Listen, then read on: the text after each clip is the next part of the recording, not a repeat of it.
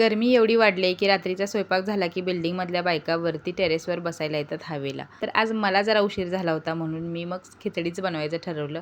आणि आलेल्या बायका म्हणत होत्या की रेश्मानं आज काय बनवले, सगळीकडे सुगंध सुटलाय. आणि मी म्हणजे आपली नेहमीची भोळी भाबडी खिचडी बनवली होती थोड्याशा वेगळ्या पद्धतीने. तर काय केलं, कुकरमध्ये तेल घातलं, राई, जिरं, कढीपत्ता, बारीक चिरलेला कांदा, ठेचून घेतलेलं लसूण, मिरची घातली, छान परतून घेतलं. कांदा गुलाबीसर भाजून घेतला मीठ घालून. नंतर त्याच्यामध्ये टोमॅटो घातला, बटाटा घातला, मोड आलेले मूग घातले. मुगाऐवजी तुम्ही मटकी सुद्धा घालू शकता. नंतर याच्यामध्ये इंद्रायणी तांदूळ छान 2-3 वेळा धुवून घातला, थोडीशी कोथिंबीर घातली, भरपूर सारं पाणी घातलं.